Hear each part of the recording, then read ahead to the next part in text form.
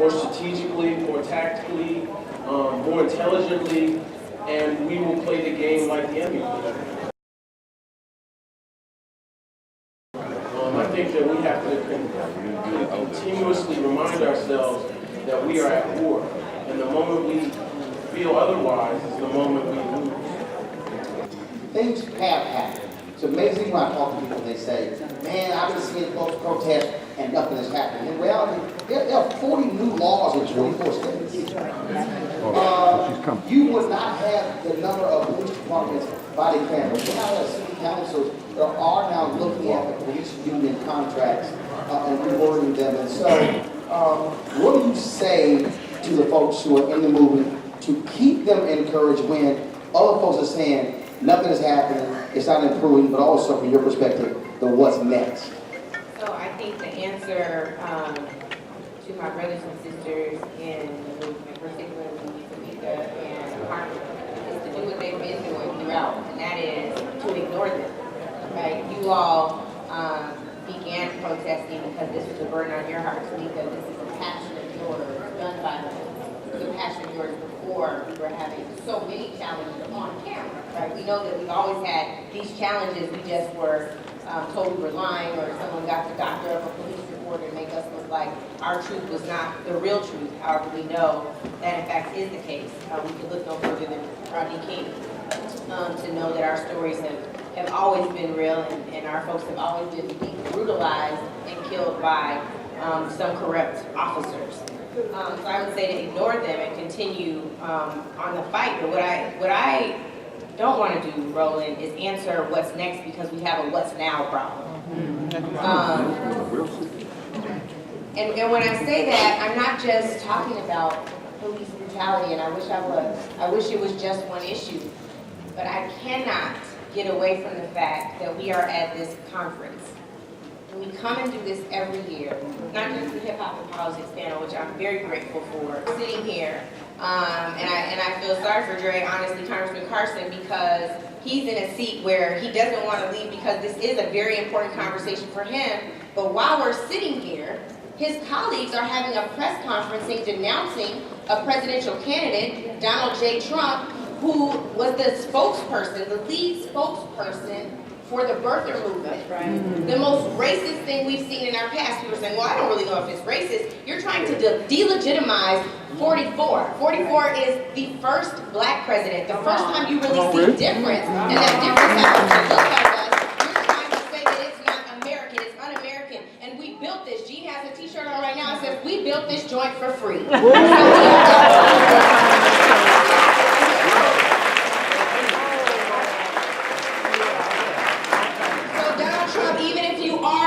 Today, beyond saying, I ain't sorry, because you didn't apologize. You just went out there parading your hotel. I hope y'all are boycotting these hotels and everything else. His ties made in Bangladesh, his socks made somewhere not here, his beautiful wall he's trying to build, everything about him. We have a what's now problem. Donald Trump wants to be the law and order candidate, and every time law and order has come to our neighborhoods, we are incarcerated, we are hurt, we are brutalized. We can't have that. Our what's now problem is Donald Trump. That's right. And I know that we're supposed to do this at the CDC Foundation, but I'm a partisan, even if the conference is not. We can't do this. This is not about Hillary. This is about protecting black lives. That bill languished in the United States Senate. But it wasn't until the Black Lives Matter protest in 2014 where he went to the Senate and said, y'all got a choice. They're going to have your name on those placards if y'all don't vote. That's when they freaked out and that bill got passed and the president signed it into law. So a lot of folks out there now, here's the issue. And that's why I keep saying, what's next? I was interviewing a sister on my show a couple of weeks ago. The Department of Justice, they're dragging their feet on forcing the police departments to actually turn in the paperwork. So I ask this question and I'll ask this panel. How is it that I saw LGBT folks chaining themselves to the White House fence to force this president to move, yet many of us are taking well, it's the sister attorney general and we don't want to go at her that hard even though in North Carolina, she threatened North Carolina to pull their federal funding if they pass that transgender bathroom bill. When are we going to demand the Attorney General use the same threat to cities? If y'all don't turn in reports, we're going to pull federal funding for your cities.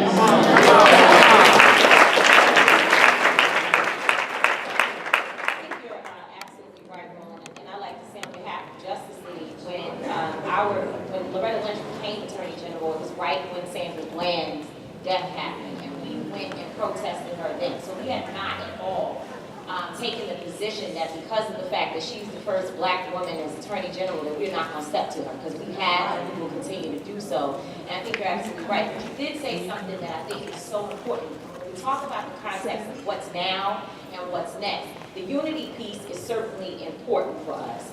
Because these same black people, who in many cases are black leaders, who are supposed to be supporting the Black Lives Matter movement, have been the very ones out here speaking against it and trying not to support us and putting us down. Those same people are the ones that are carrying the message. And when I hear people like the commissioner in New York, what's his name? He's not Raymond Kelly, right? What's his name? Bradley. Same people, as far as I'm concerned. But when I hear him saying things like, well, the Black Lives Matter movement, needs to take a page out of the NAACP's book, which the NAACP did push back and say, don't try to be divisive with us. When I hear that, what I realize is that he's picking up the talking points of other black leaders that he's talking to or listening to speak about us. So when we talk about what's now is the unity breakdown within our own community, the different groups. Everybody want to play each other, have shade on one another. I don't want to work with this one because they're not here, or there are people, when you talk about the LGBTQ issue, that has been huge within the movement in terms of, well, if you don't necessarily stand up and in every press conference, you've got to actually say, we want to stop, the transgender people from being killed, which of course all of us feel that way, but not everyone is at the same place at the same time. So it's a bunch of crap that we're running around with that is blocking us from being able to walk together and fight together, and that is why people know that we're broke up into all of these different silos, and they're playing us as a result of that. So when you say what's now and what's next, before we can go out and yell across the street at who needs to be doing what out there, we got some cleaning up that needs to be done within our own.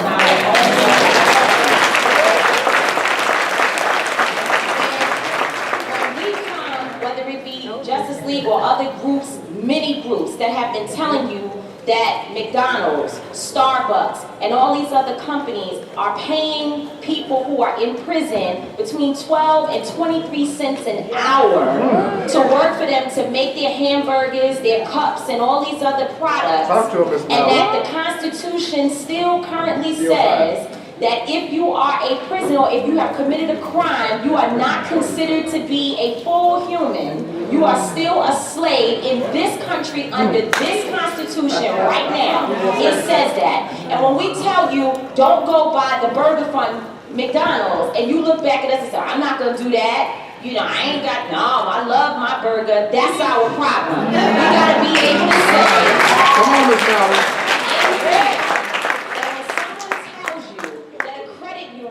Drop Brandon Marshall because he decided to sit down during the national anthem, that our money can't be present in that credit union. It's not about the fact that, well, my grandmama was there and I ain't in that. No, we all got to be willing to say that Colin Kaepernick speaks for me.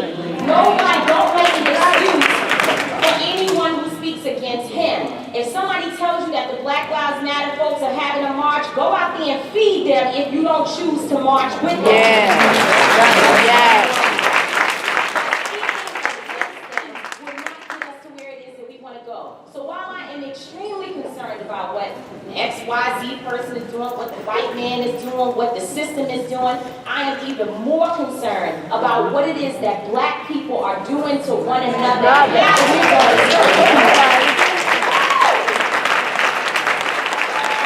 Shame when you have Black Lives Matter activists who are committing suicide because they don't have rent or they don't have money to live, but instead we have organizations who have lots of money and lots of resources and can still critique those young people. Now, this is not to pit one against the other, because the key thing here is that what we want to find is solutions. So these are my solutions in that aspect. First, so you know what we have done for Caucus.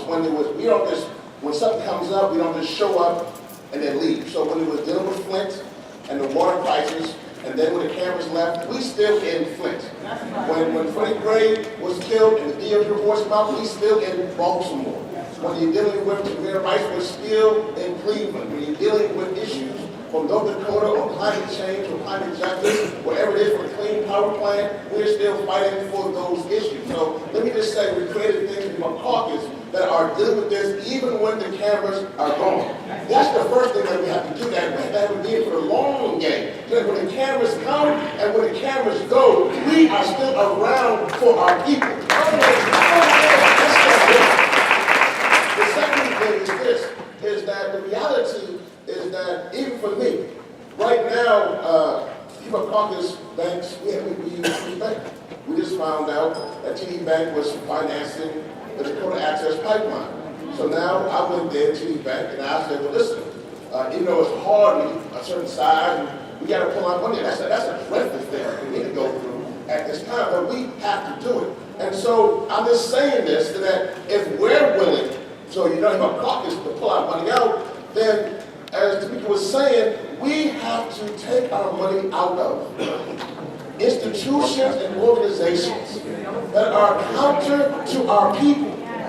I'm really, when I come and see the board even here at CBC, it's hard for me to still see entities that I know are benefiting from the prison industrial complex. Yeah. It's hard for me to keep seeing Exxon and Amoco and Shell and Chevron on the wall. It's hard for me to start seeing that even here, because I know he who funds you is he who controls you. Yeah.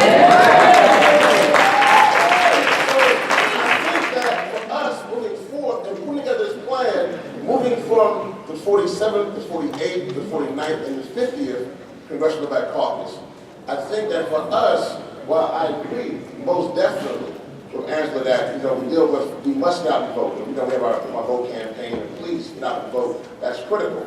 You can vote then. You can vote that count and vote today in your seat if you're interested to vote. But more importantly, we have to come together and figure out how we can support each other. And I'm saying this one last thing, Roland. One thing that I say, Roland, that's so important for us as a people is that in the movement, one of the things that I think that we're lacking is that. And the reason I wanted to give this is from Bowie State, that little gift, is because the one thing that helped us as a people was love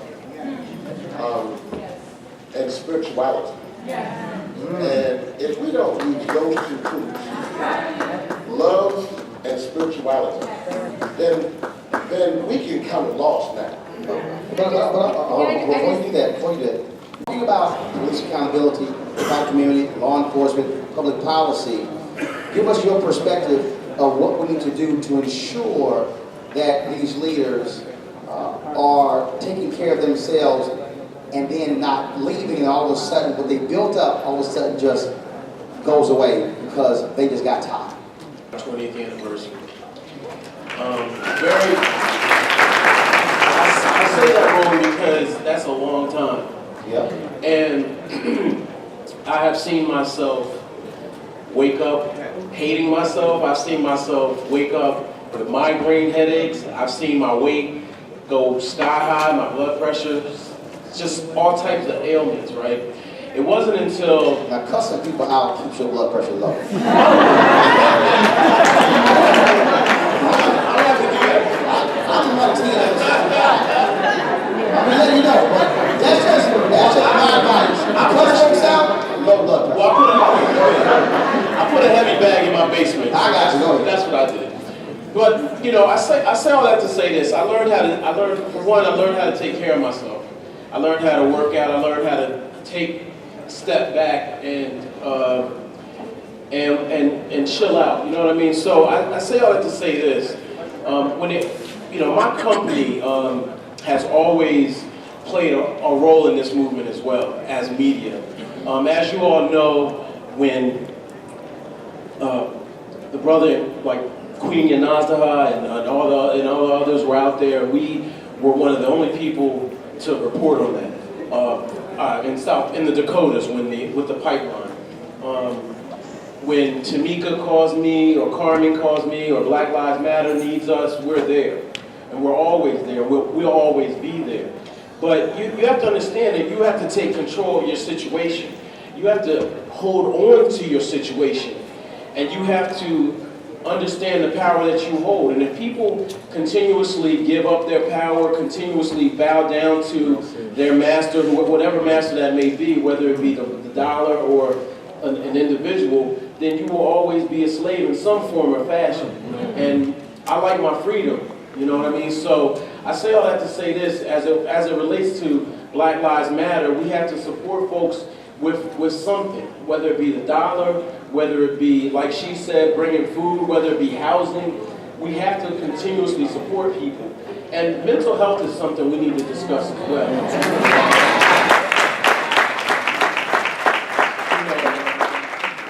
It's something we don't want to talk about. It's something we want to ignore. It's something we want to act like it doesn't exist. But if you've been through anything in life, you've thought about killing yourself.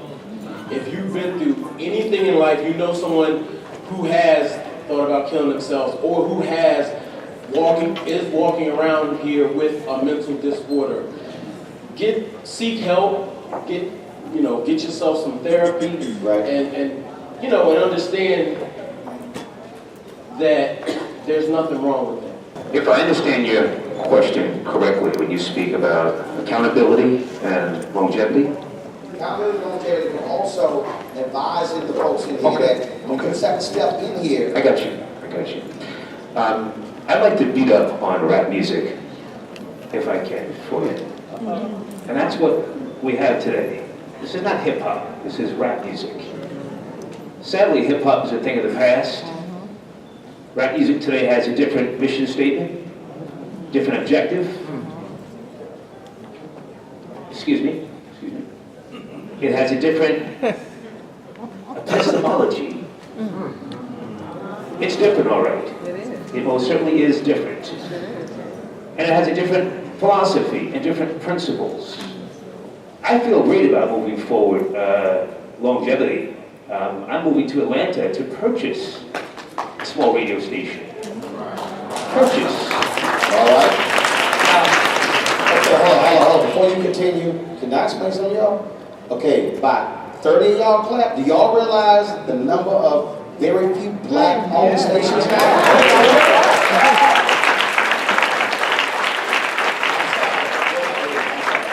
With regards to rap music today and longevity, as you said, Roland,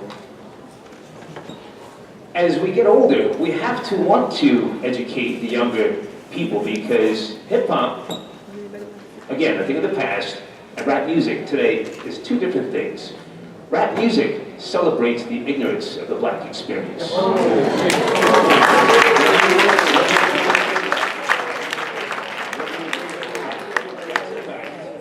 And, art imitates life.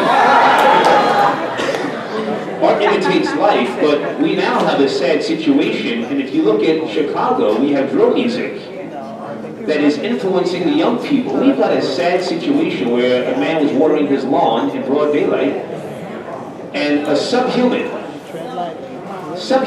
or savage shot this man, and he has still not been apprehended till this day. That's a sad reality.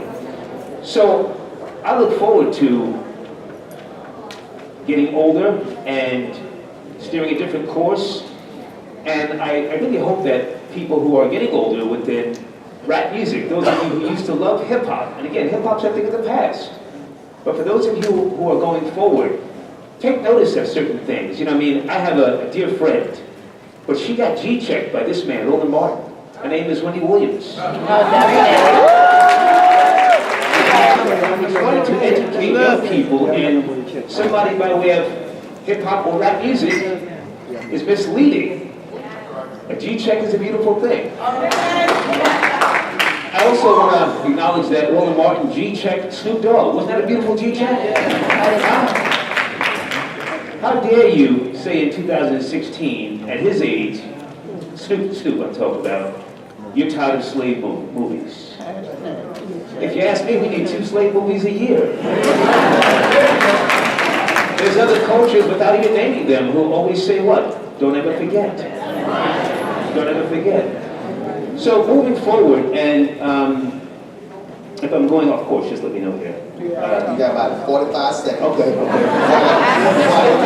Yeah, I think that the main thing is steering the genre, because hip-hop had its moments and it was, for the most part, culturally driven. Rap music has no culture basis to it. It has no parameters, no guidelines, and no principles. Thank you. I want to go to Thank you for that question. First of all, I will say there are many times when we wake up extremely discouraged. But you know, I think people are always asking, what can we do? How can we get involved? And I will say, if you have some extra financial resources in your bank, please donate to our organizations and those of us that are on the front lines. Do not start with an organization. There are plenty of organizations in your community that you can connect to. There are plenty of individuals. As well as, you know, I also want to give it up to people like Ebro and Nessa from Hot 97 and individuals like, you know, my son, who use their art, as well as Chino XL and Ty Dolla Signs, who use their art to amplify our work. Because we can't reach those masses. Right, so there's a lane for everybody. If you have a special skill set, if you know about money management, or if you know how to do peace truces, or if you know how to do certain things, please lend that support to the work that we do, because we don't just need police experts or criminal justice experts in the movement. We need all of us. It's going to take all of us. Justice League is not just a criminal justice task force. Justice League is made up of civil rights leaders, of communication directors, of hip-hop artists, those that are formerly incarcerated. We come together to build collective power because we see the value in each other and we don't see each other as a competition. And so in regards to burnout, I will say that it's been challenging, but people like Roland Martin have supported our work, have given us the platform, have allowed us to speak on the issue that is of our expertise and also reach the masses. But I also want to add something just to kind of go back to what's next. I'm going to tell you what's happening this week.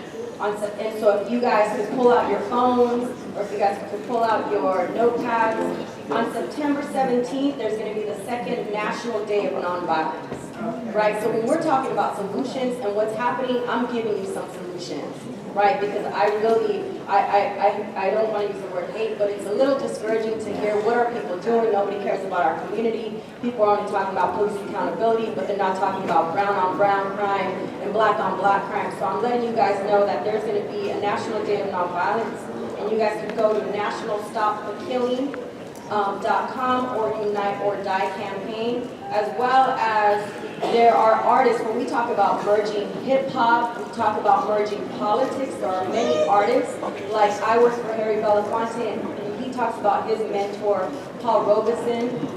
Artists are the gatekeepers to truth. They are civilization's radical voice. He's putting on a concert in Atlanta on October 1st and 2nd called A Festival of Art, Music, and Justice, called Many Rivers to Cross. So if you guys would like to know more information about that, it's going to be at sankofa.org and also www.manyriversfestival.com.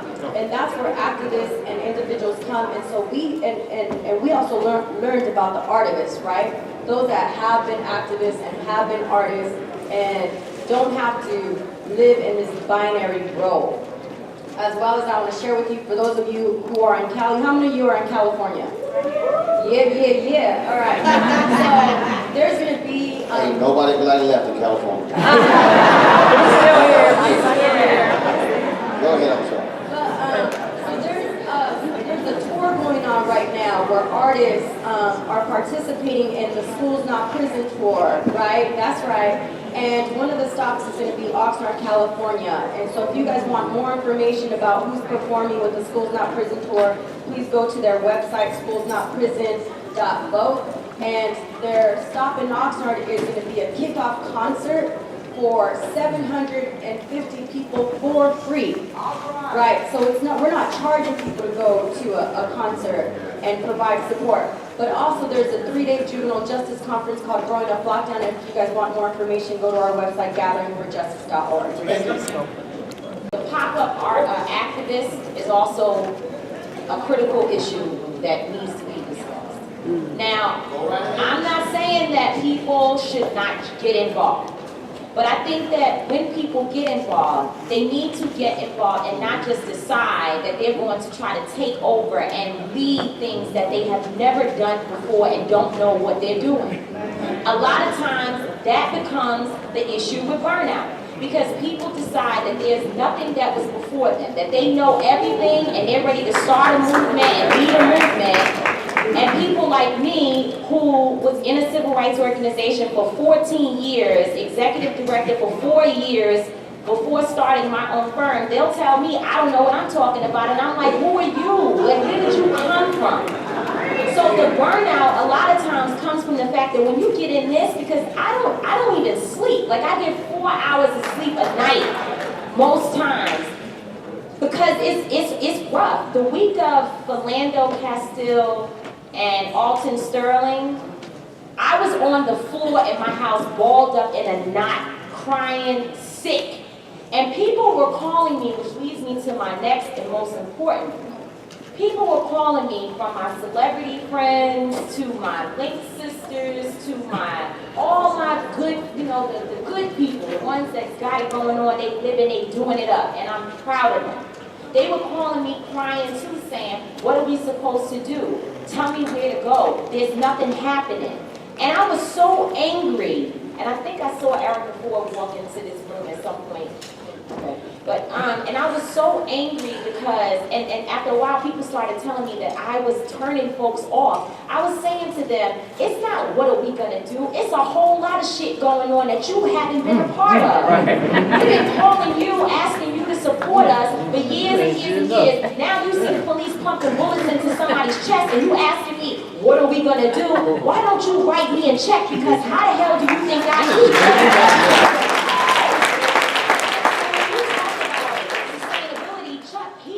Important point that I hope does not go over people's head. He said 20 years and it's been hard. That means that instead of us running to white media, running to all these other places and supporting all these other people, allhiphop.com needs our support. And we ought to have his followers up just as high as the Kardashians and this person.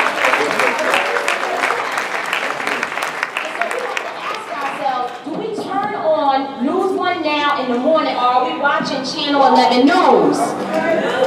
What are we filling our children's head with? Who are we telling them are the next leaders? Because they don't know who the district attorney is in Brooklyn, who's a black man, but they can tell you about everybody's family in the Kardashians, what they do, who they are, what's being sold, what hip hop, what's going on, and all of that. That's our issue. That's back to the point about what we are doing within our own households with our own children. And just because we show up at conference, people say, well, you preaching to the choir. Nah, some of us are doing it. Right here in this room, we go on our phone right now, and Cardi B has more followers than Angela Rye, and she's trying to tell you how to save your life.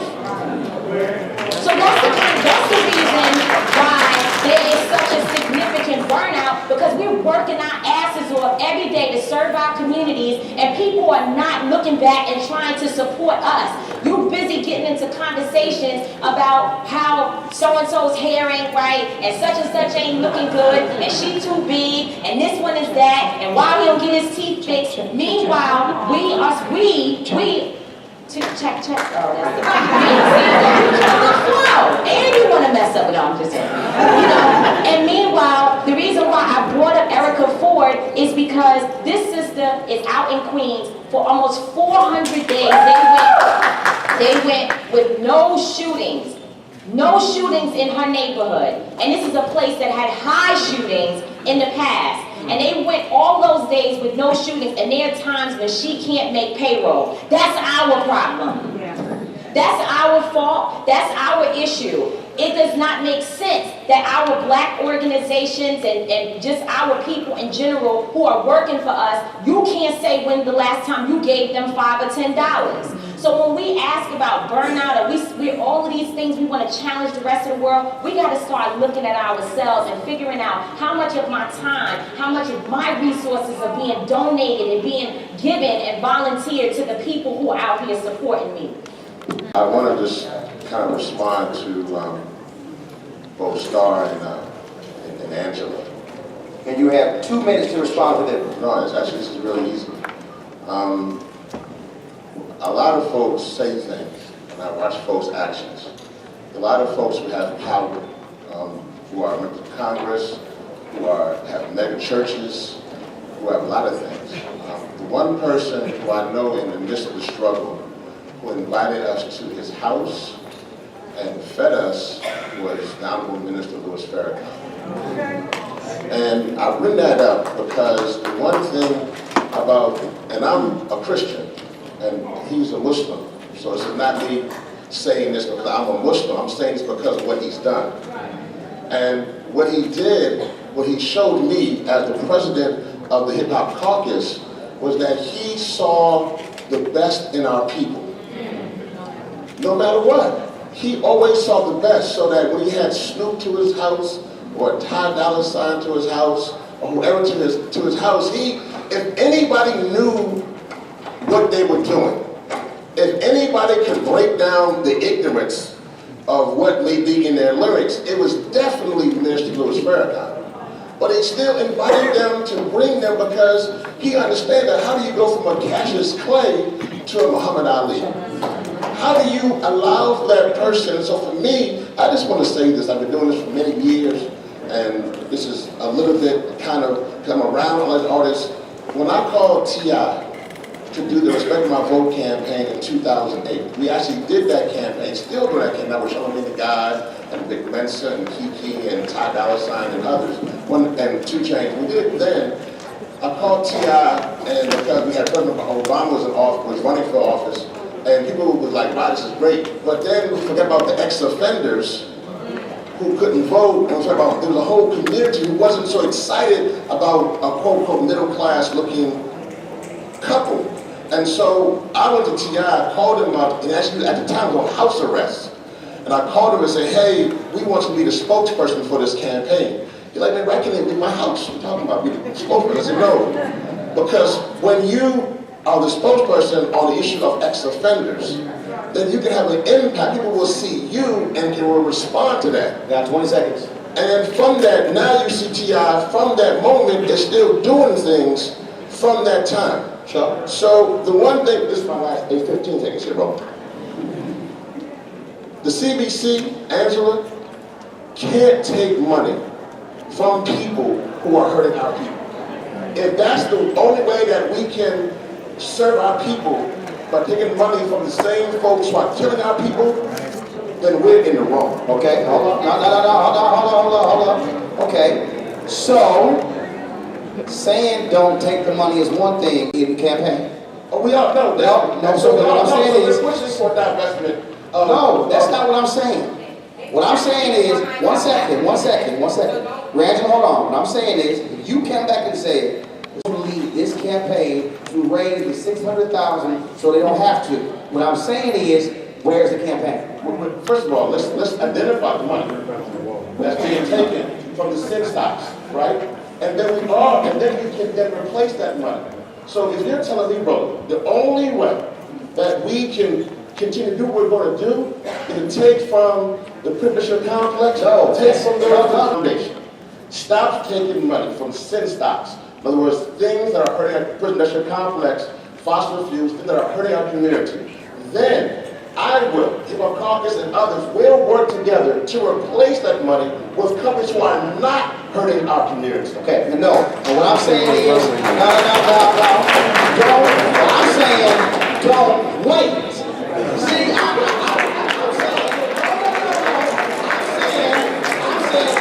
I'm saying, do you have a question?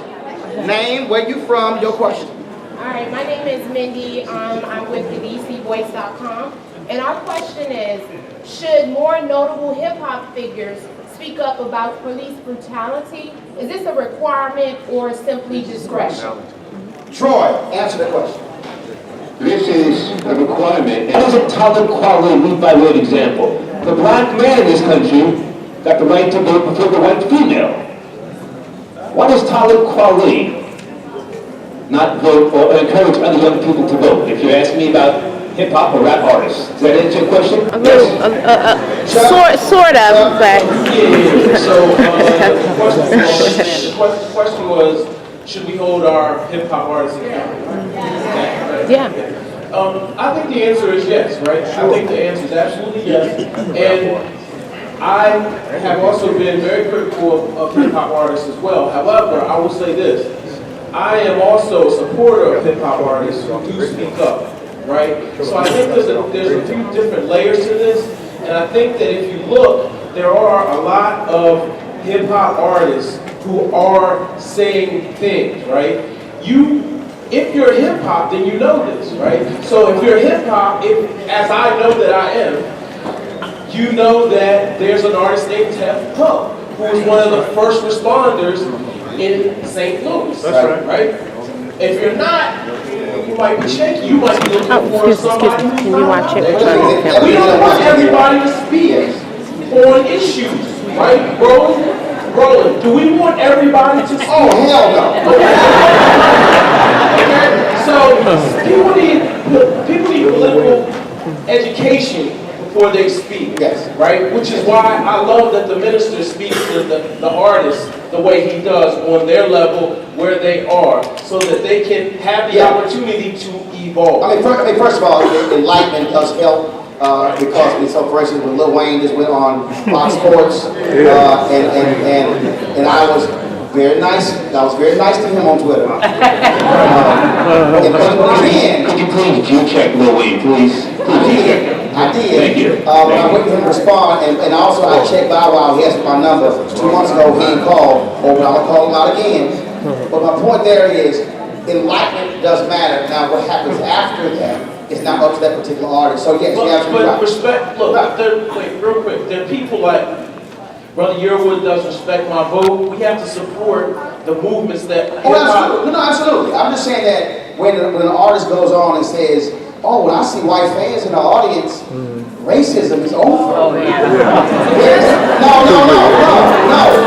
When the reality is, Harry Belafonte wrote in his book, he had an all-white audience he was singing to in Chicago, couldn't go through the front door. We always get singing in front of all white folks. We always sing in front of all white folks. So, next question.